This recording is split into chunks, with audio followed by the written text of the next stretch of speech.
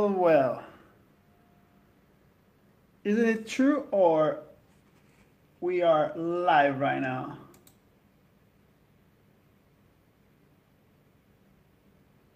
Are we live? How do I know if I'm live? No idea. Let's try to see the YouTube channel. But long time no see, let's say. Isn't it? I feel it's been a while since the last time that I even post a video. So we shall just celebrate the return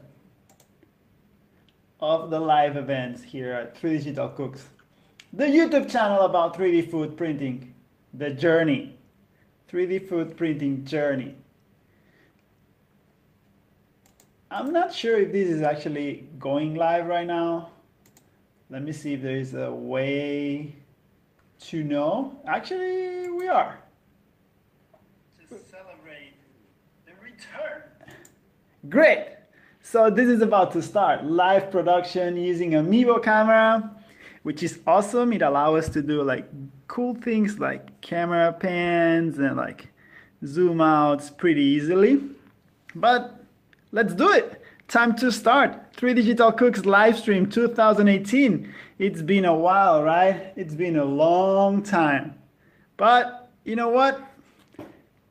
Here we are. Ta-da! Hello, everyone. I'm surprised we have a spectacular, I guess it's me. I'm watching myself, but it's okay. I hope someone will enjoy this video later and get to know what has been going on at 3Digital Cooks for the last year and a half since the last video. I think the last video was tear down, put together Z-Core printer. So quite a few things have happened. The first one, full-time job, taking me away from the kitchen. Also a bit of a laziness type of period in time, just trying to figure out what to do next. But this is not a therapy consultation, so let's just talk about 3D food printing, because in fact for the last, I would say month, maybe month and a half, 2 months, I've been back in the game, just enjoying, mostly for fun, right? That's the main reason why, at least personally, I choose to print food.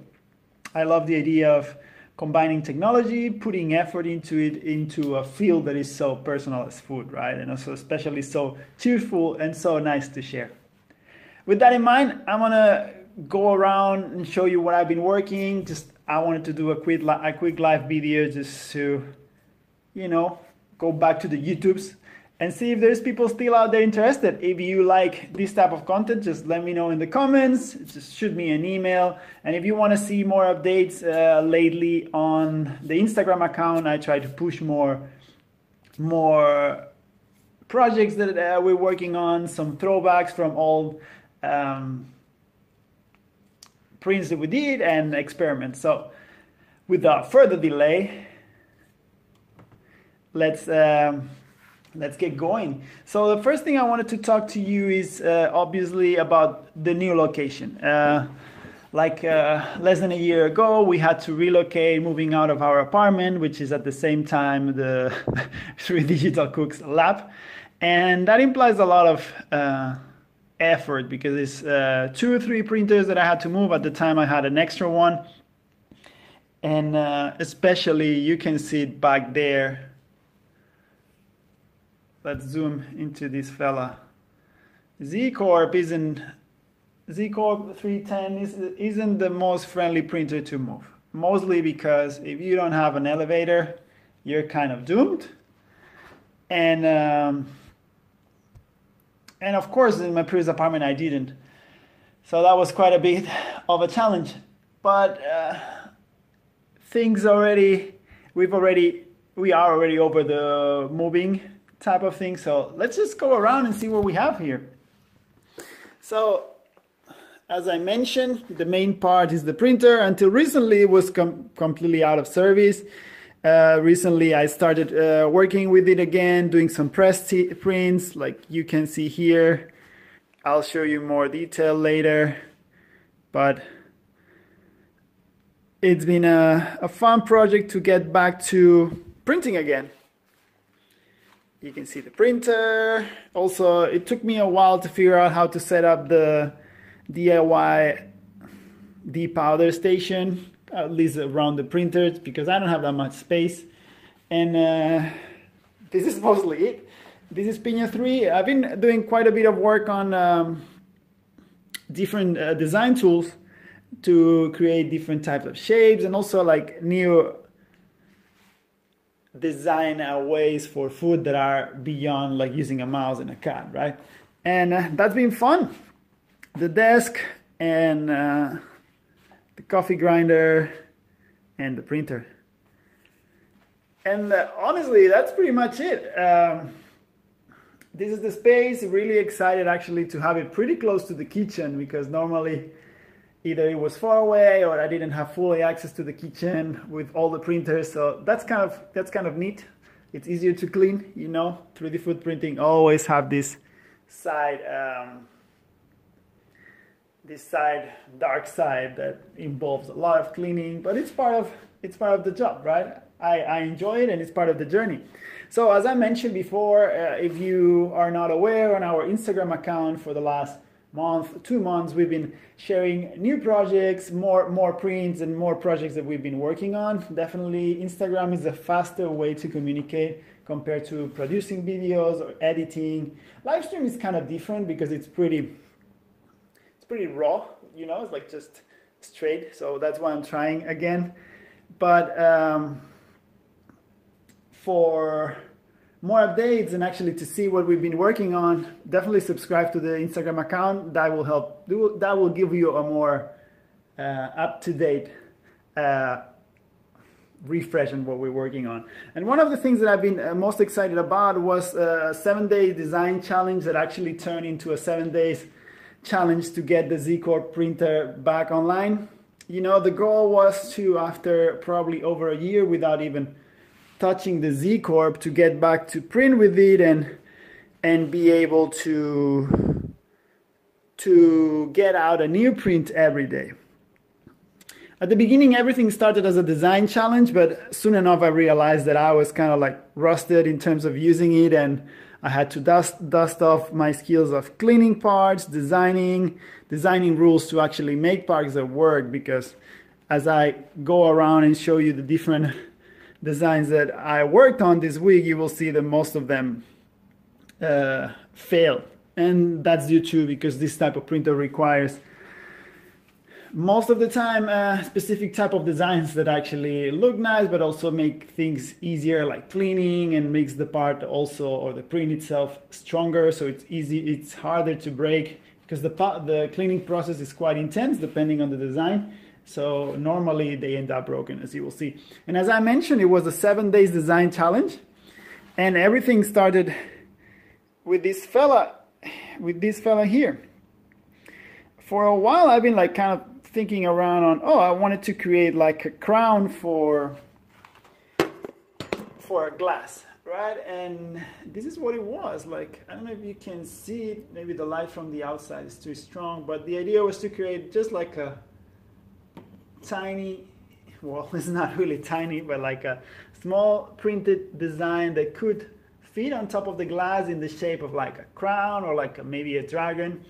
And honestly, as I mentioned, I was doing one design per day, so not much CAD time involved. So this is what I could come up with. And as the first print in like over a year, I was quite surprised that I was able to print something this large. Just for you to get a sense, this might be like 12 centimeters wide, the diameter of the part. I don't know, like a few inches, whatever that means. And it came out like, definitely I could see some defects on the type of powder settings that I was using. So again, first time just refreshing ideas and getting to play with that. The second day was a similar thing, but I definitely wanted to improve the quality of the print. And in my head, I was just going big or going home. So I also went for this ginormous print that it was kind of really not well structurally designed, let's say. If you can see, there's like no supports. Actually, it's broken already, right? But this used to be like also square as a roof. I don't know if you can see it like this, but obviously during the cleaning process I just broke it, and this honestly like broke my heart, because I was cleaning like really slowly for almost like 30-40 minutes with the brush, you know, dusting off all the sugar. By the way, this is all the materials used is just like caster sugar, like powdered sugar, nothing in it, no special mix, and the liquid used as a binder is water. And yeah, second day was happy. I was getting like nicer shapes, like this kind of pinchy or like pointy tip. That was fun. Third day was a fiasco completely. Well, I mean, I still have this small stand. It was kind of like a cute shape design. Definitely, if you want to see how the original design looks, go to the Instagram account, 3Digital Cooks, and you will see how this was supposed to look like.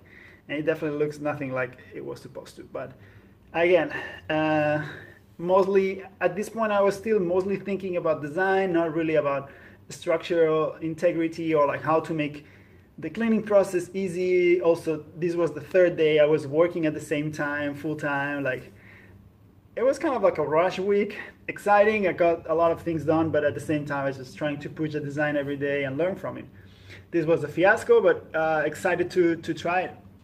I was happy actually just how the stand turned out. This was supposed to be like a taller part with a small face in front, but overall not a great result. And then we moved to the next day. This day was kind of like a turning point for me, because I didn't have enough. I tried to do a complicated design that didn't work. So I looked into some of the previous designs that I had been working before. I printed these in plastic. Actually, I can go and grab it for you if you give me a second.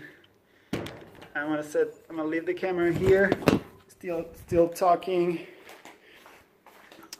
So I didn't have enough time that day to print or design, so I went and grabbed some of my old Fusion 360 experiments, and I was actually quite surprised that the print even turned out. I don't know, I'm going to show you what the original looks like.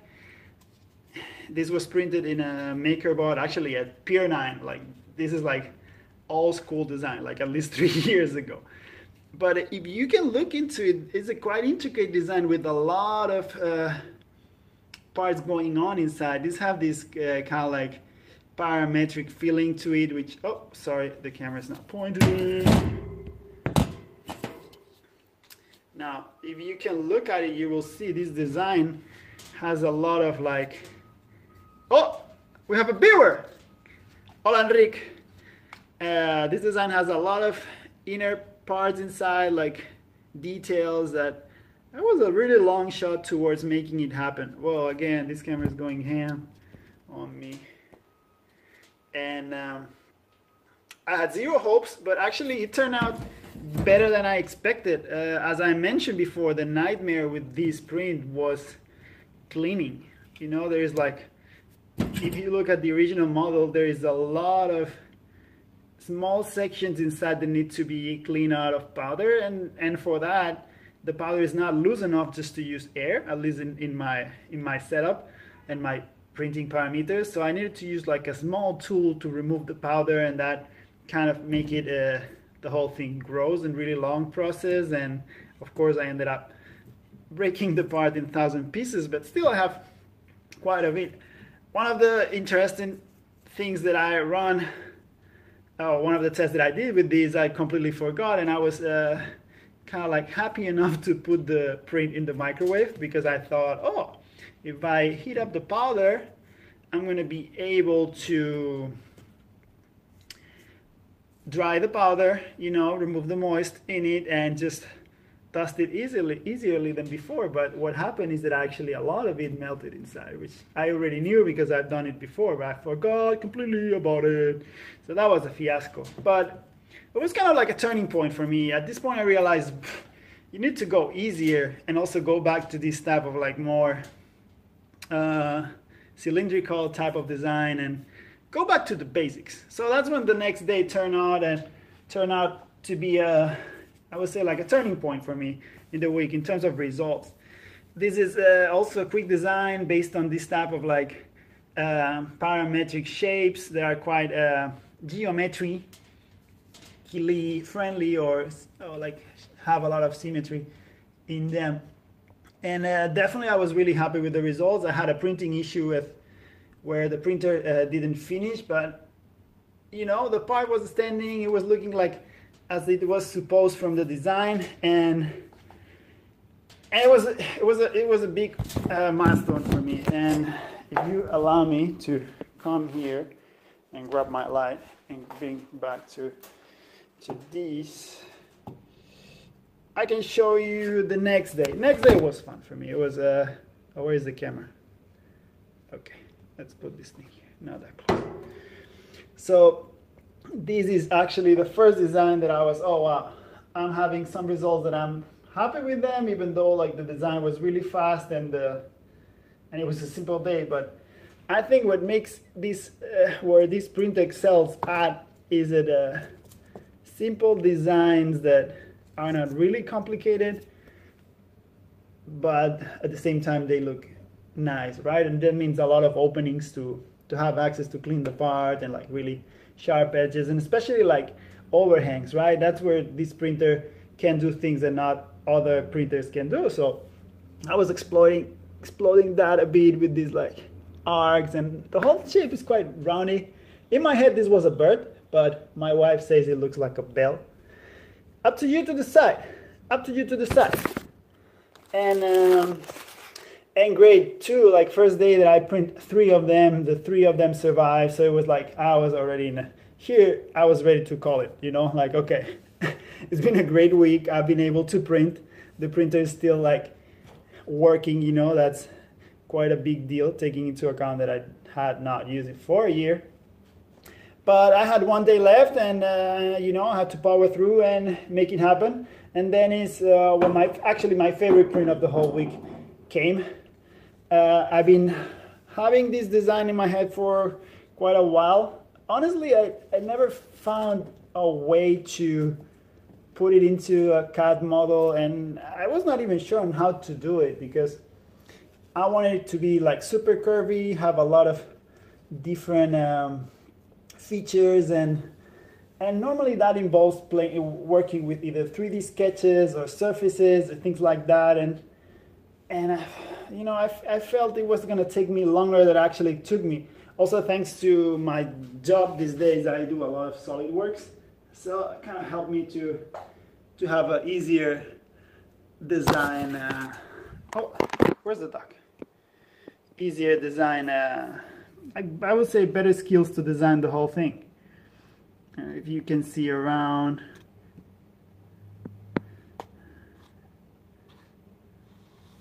Yeah, so this was the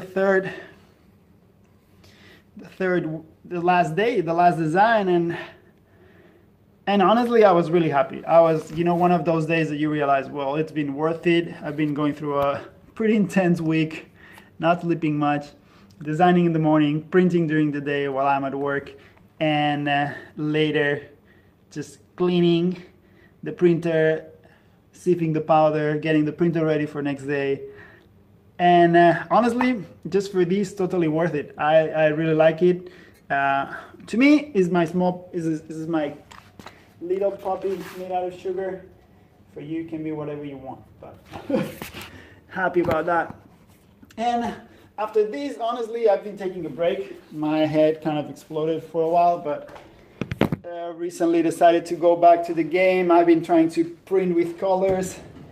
This turned into a really big nightmare because not sure really why yet. I'm not, first, probably the colorant that I'm using changed the properties, the viscosity of the ink, so this kills the cartridges in the printer. So I had to order new ones, clean them. At the same time, the printer was giving me a different error that I've never had before. and just recently managed to print again, so I'm kind of in between, like giving up and not printing ever again with colors, or just try to find a way to measure the viscosity of the binder that I know it works, and instead of using water, maybe use, let me think, alcohol or vodka, something that has actually ethanol in it to thin out the binder after adding the colorant. But as I mentioned before, I've been also pretty obsessed with design tools. One thing that I really enjoy, and I think it's really important for printing, let's back to my face, is design tools.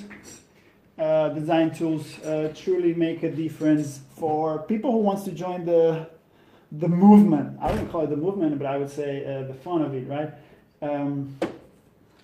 Often you find people who have like designing skills, architects, designers, getting into or butting up with people who has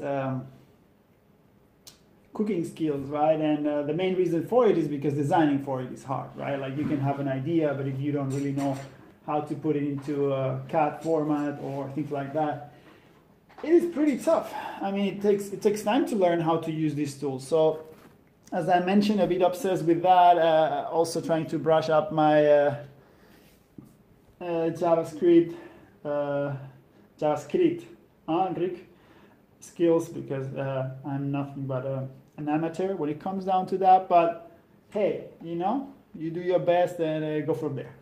So I'm going to show you one of the tools that I've been playing with that I'm most excited about it. It's called Cuerdas. Again, this is a big summary of what's been going on for the last month and a half. So hopefully you enjoy. Make sure to follow us on Instagram for more updates. But yay, back in the YouTube game. So if you can look at the screen, I need to move this. Yeah.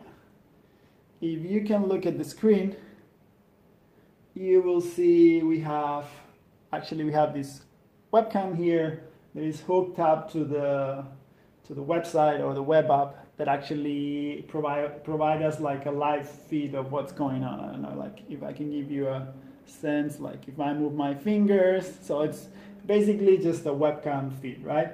And well, you've already seen a bit of what it does, but once a video production, once I start adding like blue marks to it, well, we actually need two of them for this thing to start working. Oh, maybe this one's too small. Sometimes it's too small. Yeah. So what it does is it detects the blue marks and creates this type of connections between them, right? Like, just to be clear, the red marks are generated by the app and is what represents the design that we want to print. And the reason behind this is because I wanted to create a way to design only using hands, right? Like, obviously we use the hands to control the computer, but the idea was to turn the design process into something more interactive, less computery, although obviously we're relying on the computer to generate the design. But the input to generate the design is just like moving pieces of paper on the table, right? And you get a live result on the screen. So it's kind of like really intuitive to make a simple design. Obviously, this is not the most powerful tool in the world, but I think it's a start. And I really like the idea. One of the things that I don't like as much is that some of the, oh, sorry, I have some comments in the chat. OpenCV, no, it actually uses tracking.js. JavaScript is a really simple library that allows you to track colors, shapes, and it's great. I really enjoyed it playing with it. It didn't take long until getting this type of like live feedback. Actually, what I think it was more complicated was the math behind how to generate the shape and the G code afterwards, just to get the right the right position for these white points. But just for you to get a sense of how these work, like every time we add a blue dot, what the design app does, it creates this, let me change one thing here. It creates, it creates these connection nodes between the two closest blue marks, right? So right now we only have two, and creates this line between them. If there is one, there is no line. If there's two, it creates a line. I think that's easy to follow. Then if there is three, it creates, again, the shortest, it looks for the shortest distance between points and creates lines between them. So if we move this one closest to this one, yeah, I think you get it, right? It just finds what is the closest blue mark for each dot and creates a line between those two.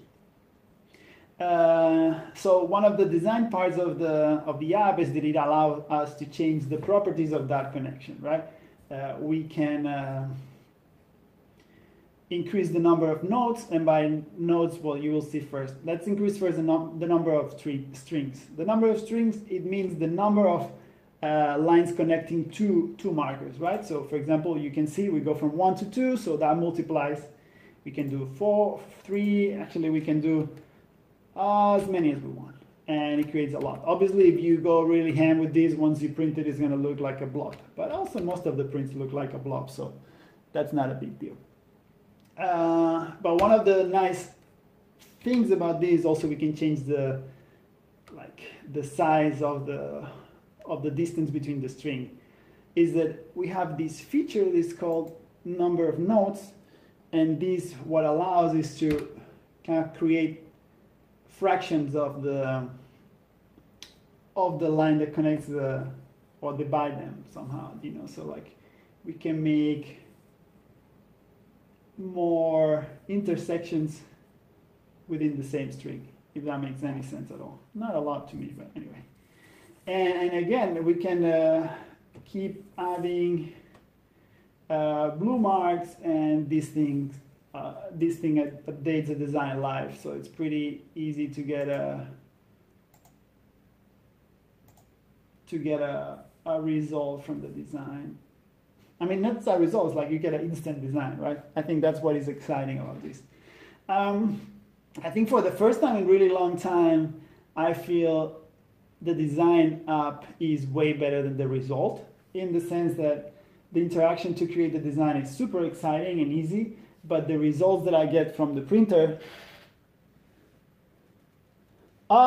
it really depends, because our friend Enric Masdeu, all the way from the North Pole, Catalonia, is asking us if each line is translated to a G-code line. It depends, because the toolpath is a bit tricky.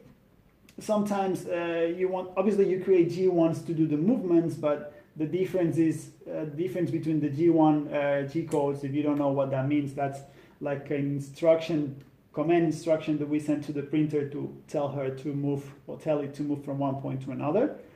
And the result, the tricky part is to know when it's just a movement, or a movement and movement and extruding, like combined together, extruding and moving. So yeah, most of them are G1s, but at the same time, as you know, all this type of printing requires a lot of like Z-lift, and that what it means is like moving the head away from the print just to avoid dragging things and stuff. So the way that the app works is that it creates like all these, it creates a list of all these node strings, and later there's a section of the code that turns that into a G code. So it parses all the geometry and decides what parts are printing, what parts are moving, and whether if there's a Z-lift movement in between or other type of stuff, if that makes any sense. And yeah, this has been one of the things more. And as I was mentioning, I'm really excited about this type of design, but I'm a bit disappointed on the type of results that I get printing these, right? Because obviously this is still like a flat design, not a really visual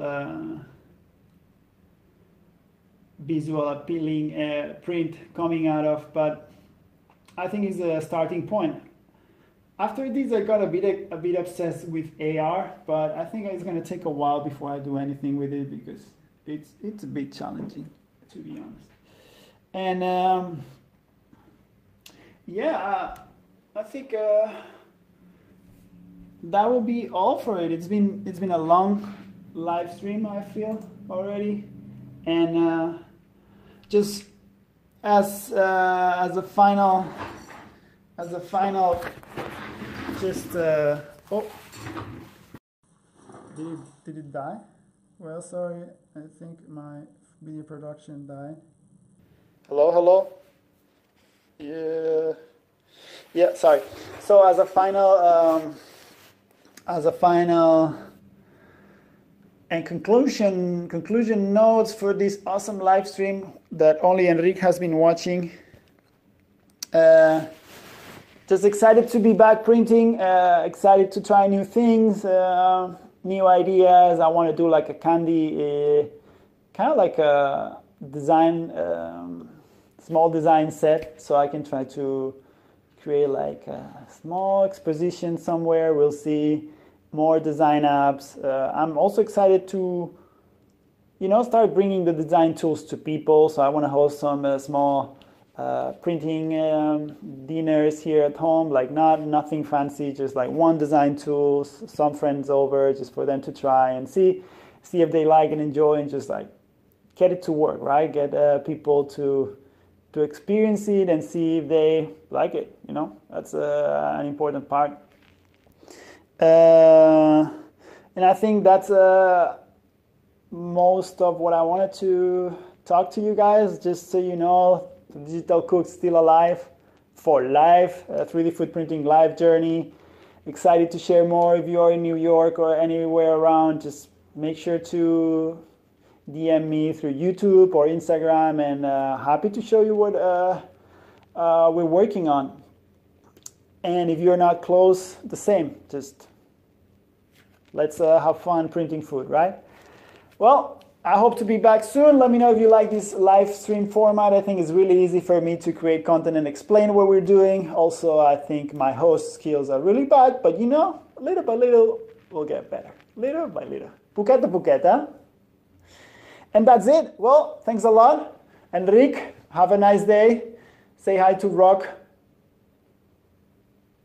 and Isabella. Have a good day. And hopefully see you soon. 3Digital Cooks, 3D food printing is fun. Never forget. Take care. Bye.